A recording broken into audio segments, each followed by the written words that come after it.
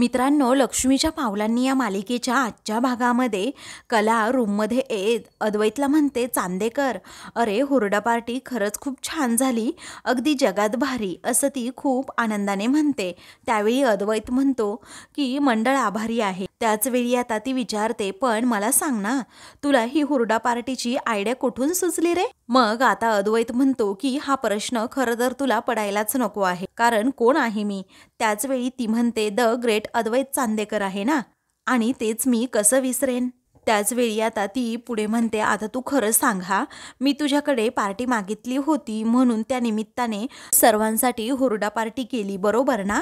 तेव्हा तो आता म्हणतो, अरे एवढी छान कॉन्सेप्ट आहे, त्याचबरोबर त्यामध्ये एक छान वाईब सुद्धा आहे, आणि सर्वांनी घरात कधी ती अजिबात एक्सपिरियन्स केली नव्हती ना. तुला तर माहीत आहे ना, मला सगळ्या नवीन गोष्टी करायला आवडतात म्हणून. त्याचवेळी आता कला म्हणते, तू खोटारडा आहेस. अरे तुला ही कॉन्सेप्ट रॉकेटने सांगितली ना? अरे तूच गेला असशील त्या रॉकेटला विचारायला की खरेच्या काही आवडीनिवडी सांग रे. मग रॉकेट म्हणाला असेल, आमच्या कलाताईला ना हुरडा पार्टी खूप आवडते, कारण मगाशी बोलताना सुद्धा तू हेच बोलला होता, बरोबर ना? मग आता अद्वैत म्हणतो, जास्त डोकं चालवू नकोस. दुसरीकडे आता कलाचे बाबा हे बाहेर बसलेले असतात. कलाची आई त्यांच्यासाठी चहा घेऊन येत. त्याचवेळी कलाचे बाबा म्हणतात, संगे, अगं 3 महिन्यापासून मी काही पैसे जमवलेत, आपण लवकरात लवकर जाऊन जावई बापूंना द्यायला हवेत. त्याचवेळी संगीता म्हणते, हो बरोबर आहे हो तुमचं. अहो माझ्या डोक्यात सुद्धा ना केव्हापासून हाच विचार चालला होता, पण आता तुम्ही जा आणि पटकन देऊन या. त्यानंतर कलाचे बाबा म्हणतात की माझ्या मनात एक विचार आहे, कारण ज्या पद्धतीने आपण हे पैसे जमा करायला लागलोत ना, त्याच पद्धतीने आपण जर करायला लागलो तर आयुष्य सरलं तरी आपल्याला हवे तेवढे पैसे मिळणार नाहीत. म्हणजे काहीतरी जोड व्यवसाय किंवा जोडधंदा करायला हवा. त्याचवेळी आता काजल वाव वाव वाव खरे बाई असं करत तेथे येते आणि म्हणते की अख्ख्या कोल्हापुरामध्ये तुमच्या हाताला जेवढी चव आहे ना, तेवढी चव कशालाच नाही. अहो एवढा साधासा शिरा किती कमाल झालाय. त्यानंतर आता संगीता म्हणते, देवा. मग ते दोघेही घाबरतात आणि काय झालं विचारतात. तेव्हा ही आयडिया अगोदर मला का नाही सुचली, असं संगीता म्हणते. मग आता संगीता म्हणते, आपल्या कोपऱ्यावर 2 कॉलेज आहेत, ते शिकण्यासाठी बाहेरगावचे खूप विद्यार्थी येतात आणि मग त्यांना असं घरचं जेवण मिळत नाही, त्यांना मी टिफिन देणार. मग आता काजू जाईल ना कामाला कॅफेमध्ये, तेव्हा ती जाता जाता देईल तिथे टिफिन. मग आता कलाचे बाबा म्हणतात, तशी कल्पना खूप चांगली आहे. तेव्हा आता काजल म्हणते, खरे बाई बरोबर आहे तुमचं, आणि तुमच्या हातची चव एखाद्याने चाखली ना तर बाहेर कुणी कुठे खाणारच नाही, हा आपला शब्द आहे ना, असं म्हणून त्याला सांगत असते की तुम्ही करा, पण अगोदर जेवढं झेपताय ना तेवढंच करा, नाही तर उगीच आजारी पडाल. तेव्हा आता कलाचे बाबा म्हणतात, हो बरोबर आहे, कारण काजे तू बरोबर बोलतीये, अगं माझ्या डोक्यात सुद्धा हेच सुरू होतं आता. तेव्हा संगीता म्हणते, तुम्ही अजिबात काळजी करू नका, कारण मी एवढं सोसलंय, अजूनही एवढी खमकी आहे मी. तेव्हा माझं ठरलंय, मी हे करणारच आहे, असं संगीता म्हणते. त्याचवेळी कलाचे बाबा विचारतात, ठरलं कसं? अगं बिझनेस करायचं म्हटल्यानंतर खूप गोष्टी येतात त्यामध्ये, त्यासाठी भांडवल सुद्धा लागेल. तेव्हा काजल म्हणते, हो बरोबर आहे आई. मग संगीता म्हणते, तुम्ही अजिबात काळजी करू नका, ते मी सगळं काही बघून घेईल माझं, आणि कलाला सुद्धा फोन करून याबद्दल सांगते, तिला ही आयडिया खूप आवडेल. त्यानंतर ती लगेच कलाला फोन करते. इकडे कला अद्वैत बरोबर वाद घालत असते, परंतु आईचा फोन आल्यामुळे ती जरा बाजूला जाते. कॉल रिसीव करत विचारते, काय गाई काय झालं? मग आता संगीता म्हणू लागते, कसं आहे ना अगं कला, माझ्या डोक्यात एक आयडिया आहे. अगं कोपऱ्यावर 2 कॉलेज आहेत ना आपल्या इथे, मग मी काय करते की त्यांच्यासाठी टिफिन सुरू करते. बाहेरगावची मुलं आहेत ना, त्यांना घरचं खायला मिळत नाही, मग टिफिन सुरू केल्यानंतर गाठीशी 4 पैसे सुद्धा राहतील. तेव्हा ही आयडिया तर चांगली आहे, परंतु हे सगळं करताना ना आई तुझी खूप दगदग होईल, कारण तू एकटीने हे सगळं कसं करणार आहेस? तू आत्ता तर आजारपणातनं उठलीस, त्यामुळे कल्पना चांगली आहे, पण नको करूस, गरज नाहीये त्याची. मग आता संगीता म्हणते, अद्वैतरावांचं कर्ज फेडायचंय ना, तू उगीच आता नाही नाही करू नको हा. आणि हे बघ, तुला विचारत नाहीये, मी सांगतीये. मी फोन अशासाठी केलाय की तुझ्या कानावर ही गोष्ट मला फक्त घालायची होती. अगं इथे बाबा आणि काजू सुद्धा अगदी काळजी करतायत, पण कुणीही काळजी करू नका, कारण मी खमकी आहे. मला फक्त किती सामान लागेल, त्याचं प्रमाण किती असेल, त्याचा हिशोब दे, बाकी काही नाही. असं म्हणून आता संगीता आपला फायनल निर्णय कलाला सांगते आणि विचारते, आता ठेवू का फोन? मग आता कला ही फोन ठेवते आणि खूप डिस्टर्ब असते, कारण आई आता पुन्हा काम करणार आणि पुन्हा आजारी पडणार असं कलाला वाटत असतं. तेव्हा आता तिचा पडलेला चेहरा पाहून अद्वैत विचारतो, काय ग, काय झालं? तेव्हा आता ती म्हणते, काय आहे ना रे चांदेकर, आई म्हणतीये की डब्यांचा व्यवसाय सुरू करायचा आहे आणि म्हणून मला टेन्शन आले. आता मी इथे आनंदात आहे, तिकडे आईबाबांना साध्या मूलभूत गरजा पुरवण्यासाठी सुद्धा किती धडपड करावी लागतीये. आता मला पगार मिळतो, पैसे मिळतात, पण मी ते घरी देऊ शकत नाही. माझ्या मनात कितीही जबाबदारी घ्यायचं असेल ना, तरीही ती मी घेऊ शकत नाही. त्याच वेळी आता अद्वैत विचारतो, काय जबाबदारी तू घेशील, परंतु ते तुला जबाबदारी घेऊ देतील का? म्हणजे प्रश्न त्यांच्या स्वाभिमानाचा आहे ना, म्हणून मी विचारतोय. आणि मला असं वाटतं त्यांच्याकडे स्किल आहे, मग आपण त्यांना मोटिवेट करायला हवं. त्यांना करू देत, आपण त्यांना लागेल ती मदत करूयात, चालेल ना? त्याच वेळी आता कला म्हणते, अरे पण बिझनेस सुरू करणं एवढंच नसतं ना त्यामध्ये, अरे गिराईक शोधण्यापासनं टेन्शन आहे. तेव्हा अद्वैत विचारतो, त्यात काय एवढं? आपल्या बिझनेसमध्ये किती लोक काम करतात आणि अनेक वर्कर अशी आहेत जी एकट्याने राहतात. आपण त्यांना सांगू शकतो, त्यांना सुद्धा घरच्या जेवणाची गरज असेल ना. तेव्हा आता कला खूपच खुश होते आणि लगेच त्याच्या पाठीमागे जाते. म्हणते, चांदेकर, अरे चांदेकर, तू किती ग्रेट आहेस, किती हुशार आहेस, हे तुला समजतंय का? म्हणजे मी फक्त एक तुला प्रश्न विचारला, तर तू त्यावर लगेच मला उपाय सुद्धा दिलास. अरे तू ग्रेट आहेस, मी मान्य करते. मग आता तो म्हणतो, नुसतं ग्रेट आहे असं म्हणू नको, तू मान्य करायला शिक जरा, कारण तुझं लग्न एका असं म्हणून तो थांबतो. तर ती म्हणते, ग्रेट माणसाबरोबर झालं, जरा कौतुक केलं की तुझं सुरूच होतं रे चांदेकर, म्हणून मी कौतुक करत नाही असं म्हणून कला त्याच्यावर हसते. तर आता तेवढ्यातच मानेंचा फोन ऑफिसमधून त्याला येतो. तेव्हा, बोला मिस्टर माने, असं अद्वैत म्हणतो. मग आता इकडे माने म्हणू लागतात की सर, आपल्या ऑफिसमध्ये म्हणजे तुमच्या केबिनमध्ये खूप उंदीर मरून पडले आहेत आणि आसपास असे केकचे तुकडे सुद्धा आहेत. तेव्हा केकचे तुकडे असं म्हणून अद्वैतला जरा धक्का बसतो. थांबा, मी आलोच असं म्हणून अद्वैत फोन ठेवतो. तर कला आता विचारते, काय झालं चांदेकर? तेवढ्यातच आता अद्वैत जरा पळतच खाली हॉलमध्ये येतो. तेव्हा कला सुद्धा त्याच्या पाठोपाठ असते. आबा आता उठतात आणि विचारतात, काय रे अद्वैत, काय झालं, तुम्ही असे पळतच का आलात दोघेजण? त्यानंतर आता अद्वैत म्हणतो, आबा ऑफिसमधून मानेंचा फोन आला होता आणि ते म्हणाले आहेत की ऑफिसमध्ये काही उंदीर मरून पडलेत.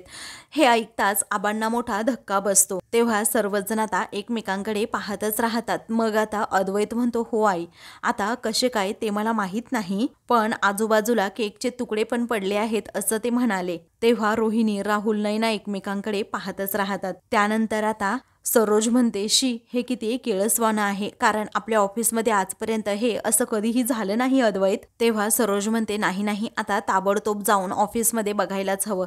चला आबा, आता निघूयात आपण. मग आता आबा विचारतात, पण असं अचानक कसं घडलं असेल? तेव्हा अद्वैत म्हणतो, आबा, अहो मी म्हटलं की आपण प्रत्यक्ष जाऊन बघूयात, म्हणजे आपल्याला कळेल नक्की काय घडलंय. तेव्हा सर्वजण आता लगेच तिकडे ऑफिसमध्ये जायला निघतात. तर आता रोहिणी रागातच राहुलला विचारते, काय केलंस बावळट हे? मग आता तो काहीच बोलत नाही आणि मग नंतर तो म्हणतो, निघायचं का? ती म्हणते, काय निघायचं का? अरे इथे सगळा घोळ होऊन बसलाय, म्हटलं होतं ना अंगलट येईल हे प्रकरण, असं म्हणून ती आता खूपच चिडते आणि लगेच जायला निघते. तेव्हा नैना आता म्हणते, राहुल टेन्शन घेऊ नको, आपल्या अंगावर हे प्रकरण शेकणार नाही. तेव्हा आपण करूयात ना काहीतरी वेगळं, असं ती जेव्हा म्हणते ना, तेव्हा राहुल म्हणतो, गप्प बस हा, आता जर काही झालं आणि माझ्या अंगावर हे प्रकरण आलं तर मी काय करणार आहे, तुझ्या अंगावर ढकलून देणार आहे. कारण तू काय करते नेहमी, जर तुझ्यापर्यंत ज्या गोष्टी येतात तू दुसऱ्यांच्या अंगावर ढकलून देते, आता मी सुद्धा सेम तसंच करणार, असं म्हणून तो आता तेथून. तर नैना सुद्धा आता खूपच टेन्शनमध्ये येते. इकडे माने आणि सर्वजण ऑलरेडी ऑफिसमध्येच असतात. तेव्हा घरातील सर्वजण तेथे येतात आणि लगेच खूपच वास येऊ लागतो. त्यामुळे सर्वजण नाकावर रुमाल धरतात. मग आता माने म्हणतात, तुमच्याच केबिनमध्ये उंदीर मरून पडले आहेत. शेवटी तुमच्या केबिनमधून तिथून दुर्गंधी येत होती. साफसफाईवाल्या मावशींना बोलवलं. मग त्या आतमध्ये गेल्यानंतर किंचाळल्या.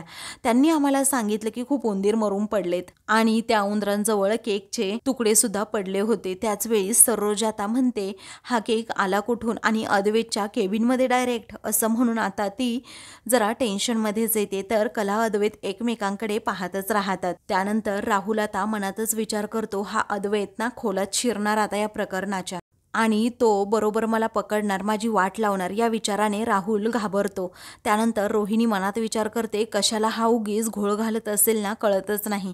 आता याला यातून कसा बाहेर काढायचा ना, याचा विचार अगोदरच करून ठेवला पाहिजे. त्यानंतर साफसफाईवाल्या काकू म्हणतात की मला तर वाटतंय ना, त्या केकमध्ये काहीतरी विषारी पदार्थ असणार, नाही तर उंदीर असे कधीच मेले नसते, कारण ते विष खाऊन मरतात ना, तसे मरून पडले आहेत.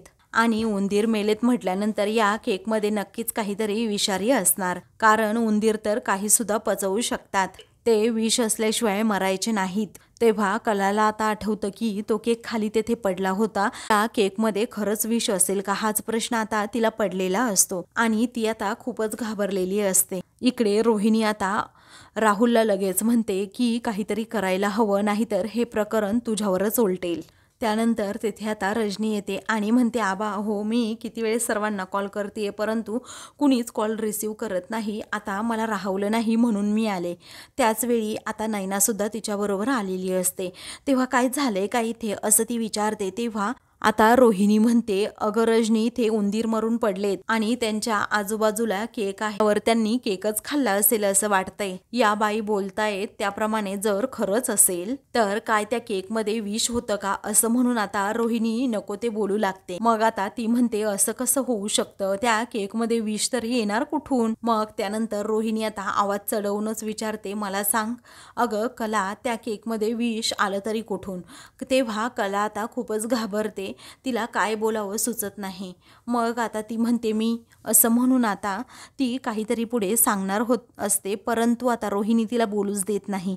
ती म्हणते, मला सांग स्पष्टपणे, तू टाकलं होतं का त्या केकमध्ये विष. तेव्हा राहुल सुद्धा विचारतो, तूच ती पार्टी ऑर्गनाईज केली होती बरोबर ना कला.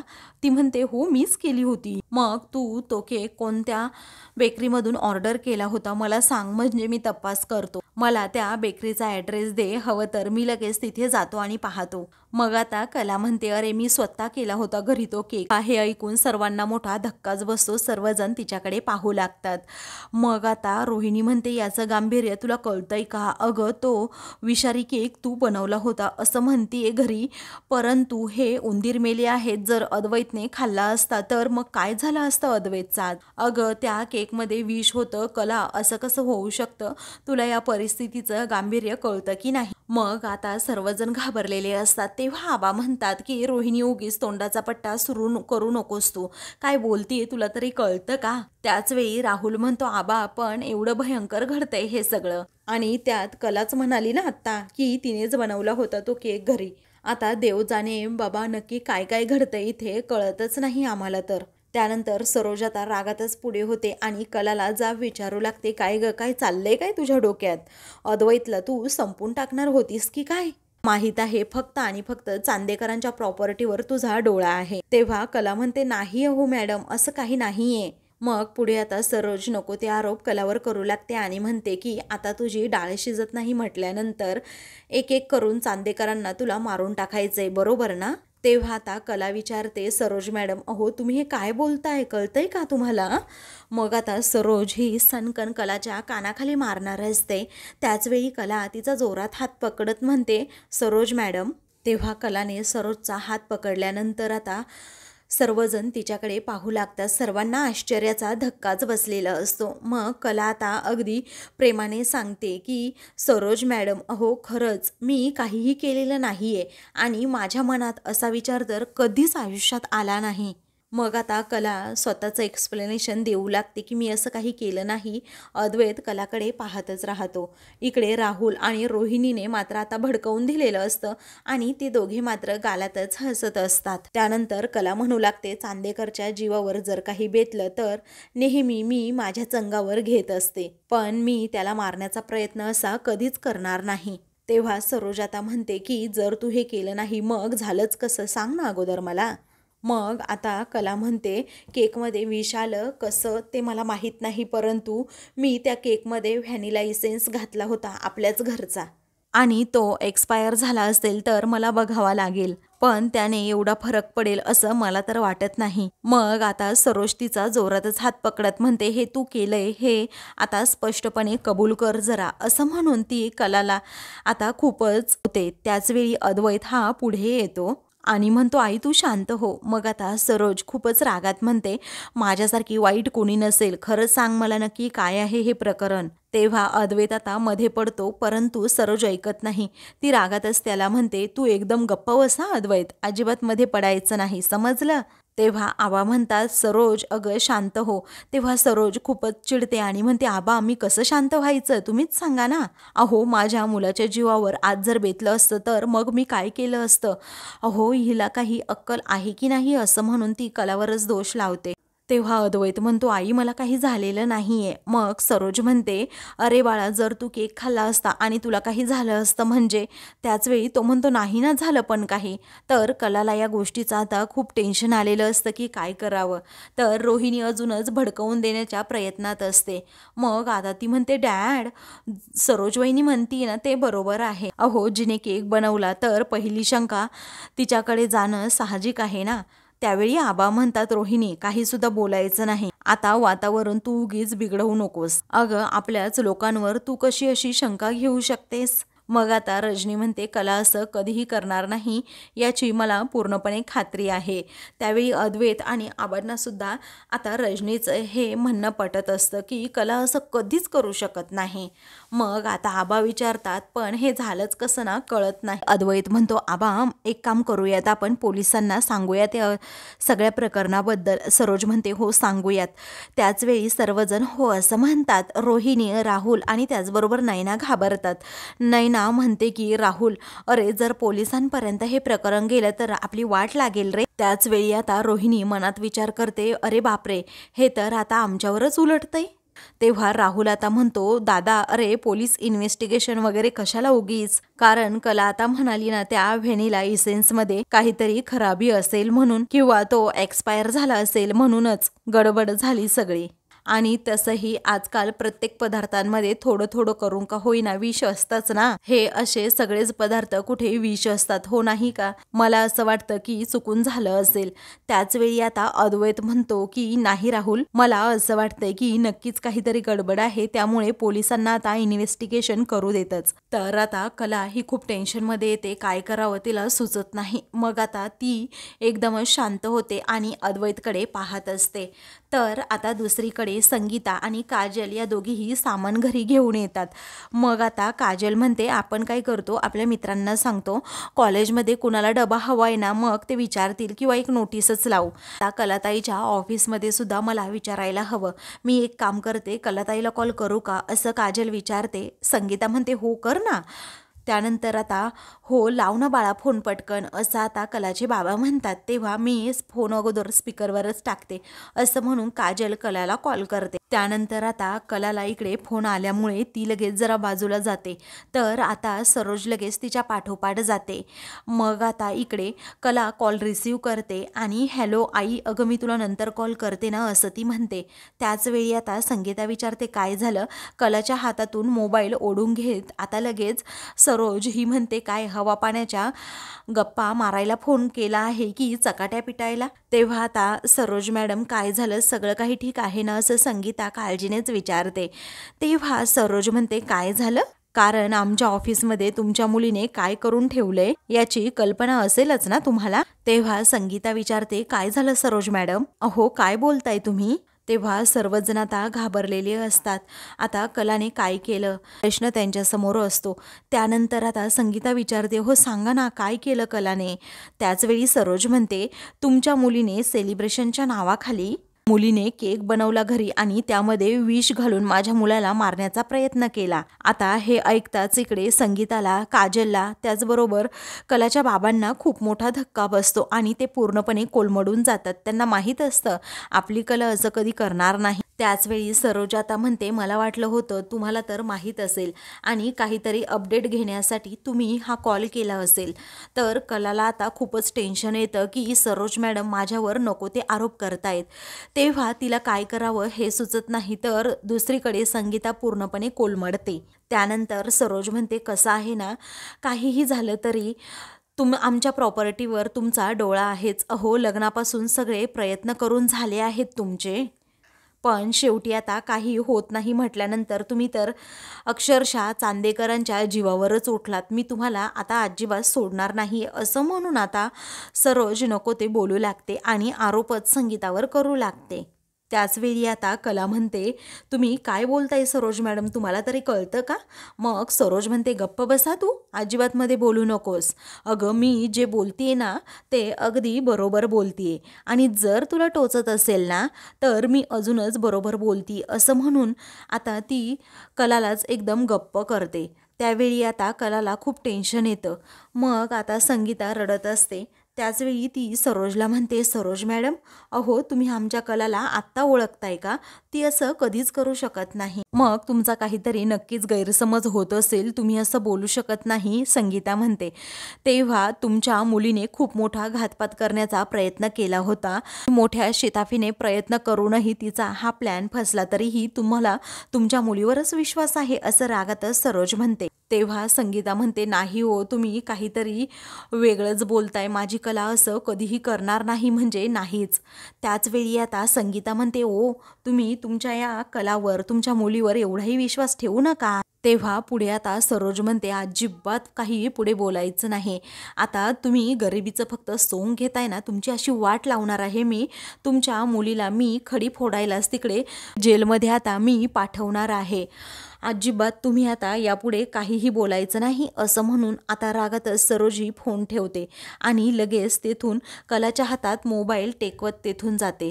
तर आता कलाला खूपच टेन्शन येतं आणि ती बिचारी आता रडत असते. तर दुसरीकडे आता संगीताला टेन्शन आल्यामुळे तिची छाती खूप दुखू लागते. तर कलाचे बाबा आणि लगेच काजल हे म्हणतात, तू शांत हो, जास्त त्रास करून घेऊ नको.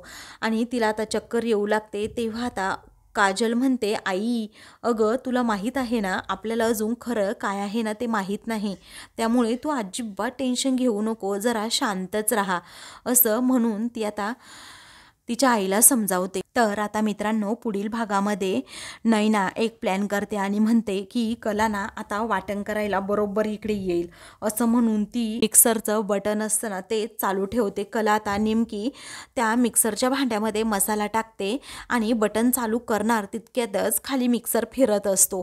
त्याच वेळी आता इकडे कला खूप जोरात ओरडते.